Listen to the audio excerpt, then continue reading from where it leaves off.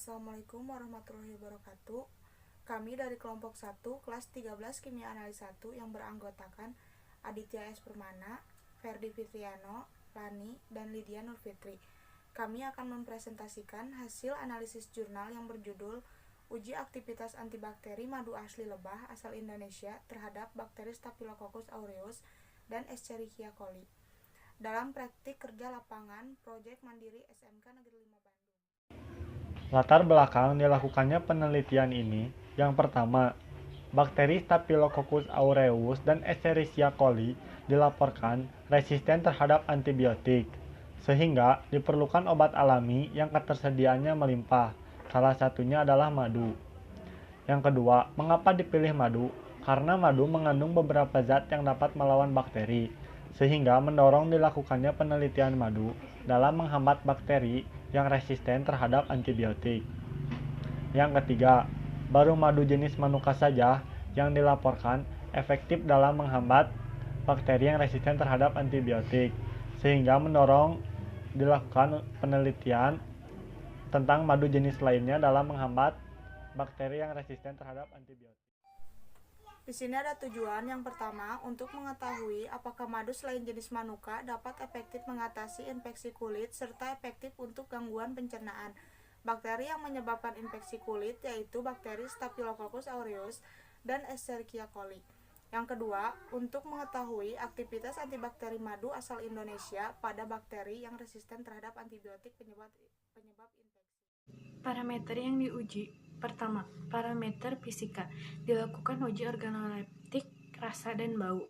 Kedua, parameter kimia. Dilakukan uji HMF, kadar air, dan enzim diastase. Ketiga, parameter mikrobiologi. Dilakukan dengan metode difusi agar cakram dan sumuran.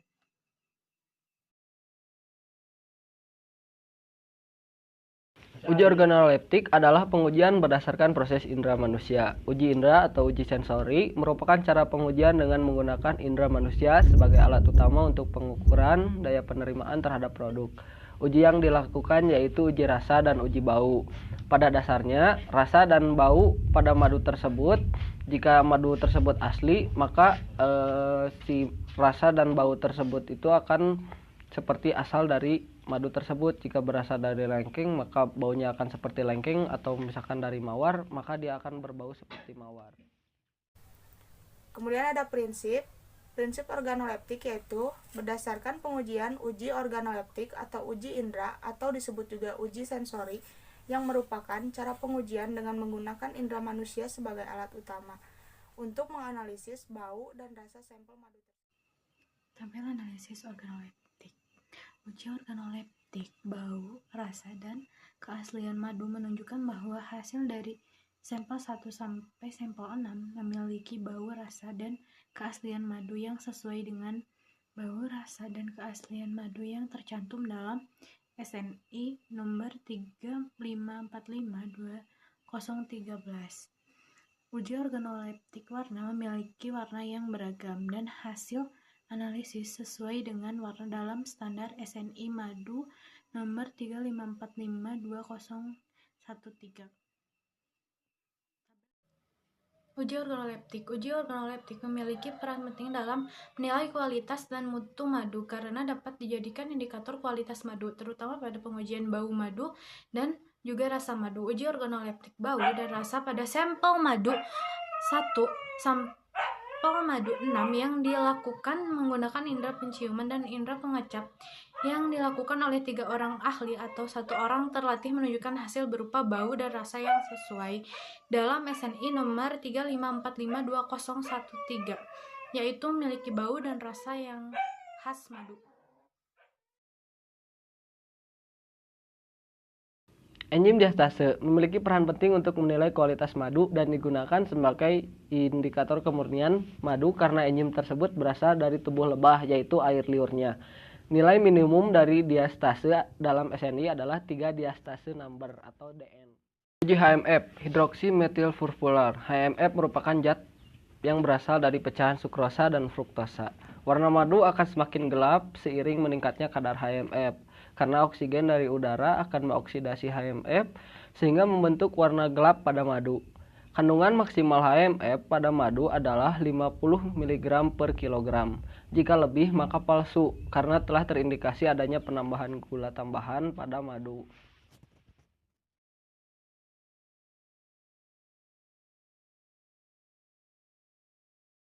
Kemudian ada prinsip enzim diastase. Berdasarkan pengujian larutan pati yang ditambahkan iod akan menghasilkan intensitas warna biru dari kompleks iod amilum.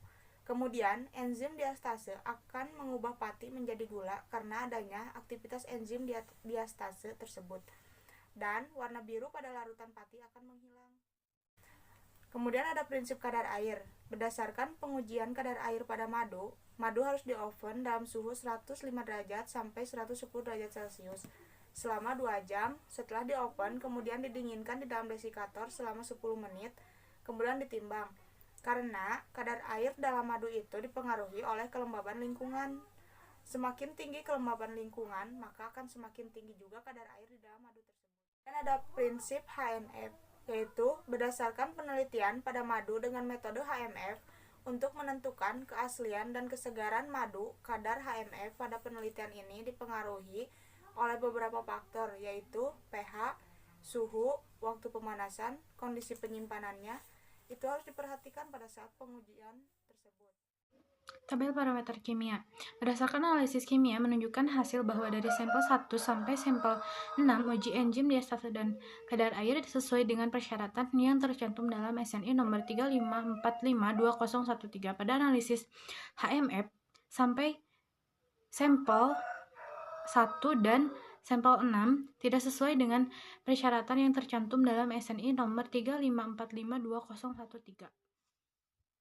Enzim diastase merupakan enzim yang ditambahkan oleh lebah pada saat proses pematangan madu. Semakin tinggi kandungan enzim diastase yang diperoleh, maka madu tersebut mencerminkan kemurniannya. Uji kadar air. Berdasarkan analisis kadar air larutan madu dan pati yang telah didapatkan di inkubasi dan waktu yang dibutuhkan untuk mencapai titik akhir diukur secara fotometrik. Hasilnya dinyatakan dalam mili 1% pati terhidrolisis setara dengan enzim dalam 1 gram madu dalam 1 jam. Kadar air adalah salah satu metode uji laboratorium kimia yang sangat penting dalam industri pangan untuk menentukan kualitas dan ketahanan pangan terhadap kerusakan yang mungkin terjadi. Pengukuran kadar air dalam bahan pangan dapat ditentukan dengan beberapa metode, yaitu dengan metode pengeringan, termografimetri, metode destilasi, termovolumetri, metode fisis, dan metode kimiawi, Carli-Fisher method.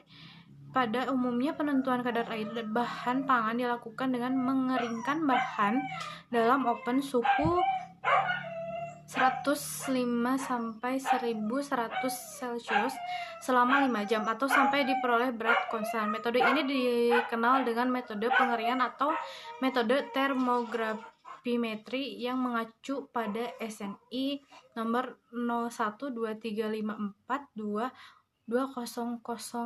Pada metode penentuan kadar air secara termografimetri ini terdapat beberapa faktor yang mempengaruhi akurasi penentuan kadar air bahan, yaitu suhu dan kelembaban, RH, ruang kerja atau laboratorium, suhu dan tekanan udara pada ruang open, ukuran dan struktur partikel sampel, ukuran wadah atau botol timbang, radio, diameter, tinggi. Uji HMF, hidroksimetilfurfurar. HMF merupakan zat yang berasal dari pecahan sukrosa dan fruktosa. Warna madu akan semakin gelap seiring meningkatnya kadar HMF, karena oksigen dari udara akan mengoksidasi HMF sehingga membentuk warna gelap pada madu. Kandungan maksimal HMF pada madu adalah 50 mg per kilogram. Jika lebih maka palsu karena telah terindikasi adanya penambahan gula tambahan pada madu. Di sini ada prinsip cara sumuran. Berdasarkan pengujian difusi agar sumur terdifusinya senyawa ke dalam media padat, di mana senyawa uji telah diinokulasikan dengan cara membuat sumuran berdiameter tertentu pada media agar yang telah ditanami senyawa uji. Sumuran dibuat tegak lurus terhadap permukaan media. Luasnya zona jernihnya merupakan petunjuk kepekaan senyawa uji terhadap antibiotik. Metode sumuran. Metode ini serupa dengan metode difusi disease, di mana dibuat sumur pada media agar yang telah ditanami dengan mikroorganisme, dan pada sumur tersebut diberi agar antimikroba yang akan diuji. Tabel analisis aktivitas antibakteri. Berdasarkan analisis aktivitas antibakteri menunjukkan hasil bahwa diameter hambat dengan konsentrasi 100% terhadap bakteri Staphylococcus aureus menunjukkan diameter hambat 21,33 mm pada uji aktivitas sampel S4 dan berada dalam kisaran 20-35 mm, di mana hal tersebut menunjukkan antibakteri dengan kategori sangat kuat. Sedangkan pada uji aktivitas antibakteri madu dengan konsentrasi 100% terhadap bakteri Escherichia coli menunjukkan diameter hambat 19,67 mm pada uji aktivitas sampel S4 dan berada pada kisaran 10-20 mm, menunjukkan antibakteri dengan kategori kuat. Pada analisis ini sesuai dengan acuan. Pada uji aktivitas antibakteri Staphylococcus aureus, 5 sampel madu dengan konsentrasi 100% terhadap bakteri Staphylococcus aureus menunjukkan diameter zona hambat dalam kisaran 10-20 mm, termasuk ke dalam klasifikasi kuat.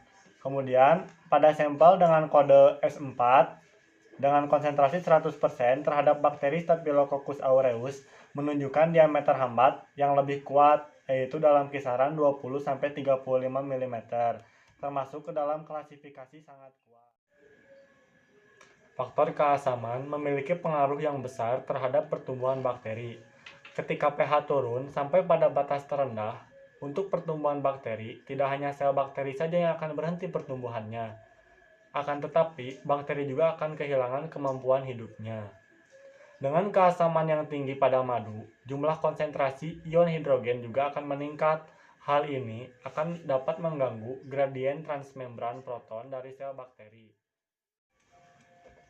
Kemudian, pada uji aktivitas antibakteri Escherichia coli pada madu, semua sampel dengan konsentrasi 100% terhadap Escherichia coli menunjukkan diameter hambat dalam kisaran 10-20 mm, yang termasuk ke dalam klasifikasi kategori kuat.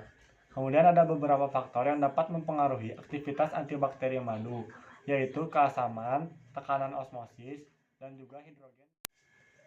Faktor lain yang dapat memberikan aktivitas antibakteri pada madu secara umum, yaitu kadar gula tinggi yang terdiri dari glukosa sebanyak 30,30%, fruktosa 38,40%, dan sukrosa 1,30%. Sehingga mampu menghambat pertumbuhan dan perkembangan bakteri. Kandungan gula yang tinggi dapat menyebabkan tekanan osmosis pada madu, yang dapat menyebabkan kematian makhluk bersel satu seperti bakteri, dan kandungan hidrogen peroksida yang terdapat dalam madu juga dapat membunuh bakteri. Hidrogen peroksida bekerja secara reaktif merusak gugus fungsi biomolekul pada sel bakteri. Kesimpulan berdasarkan hasil analisis dengan judul Uji Aktivitas Antibakteri beberapa madu asli lebah asal Indonesia terhadap Staphylococcus aureus dan Escherichia coli, dapat disimpulkan bahwa hasil uji organoleptik yang dilakukan terhadap 6 sampel madu asli lebah asal Indonesia memberikan hasil yang memenuhi syarat, yaitu harus memiliki rasa dan bau yang khas madu. Dan pada uji organoleptik ini sudah memenuhi syarat pada SNI nomor 3545213. Lalu pada hasil uji psikokimia meliputi uji aktivitas enzim diastase HMF dan kadar air. Hasil pengujian enzim diastase dan uji kadar air memberikan hasil yang memenuhi persyaratan SNI nomor 3545213 tentang madu. Pada pengujian HMF, terdapat 2 sampel tidak memenuhi persyaratan, yaitu pada sampel S1 dan S6, karena kadar HMF yang diperoleh melebihi kadar yang dipersyaratkan.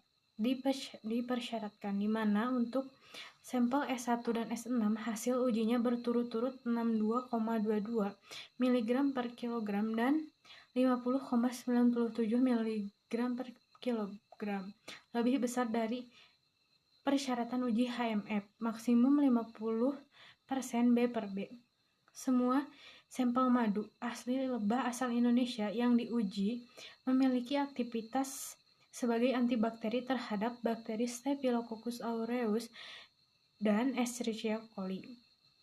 Lalu, pada uji aktivitas antibakteri madu S1, S2, S3, S5, S6 dengan konsentrasi 100% terhadap bakteri Staphylococcus aureus menunjukkan diameter zona hambat dalam kisaran 10 sampai 20 mm, di mana hal tersebut menunjukkan klasifikasi kekuatan antibakteri dalam kategori kuat. Dan pada uji aktivitas antibakteri madu S1, S2, S3, S4, S5, S6 dengan konsentrasi 100% terhadap bakteri Escherichia coli menunjukkan diameter hambat dalam kisaran 10 sampai 20 mm, di mana hal tersebut menunjukkan bahwa antibakteri kategori kuat.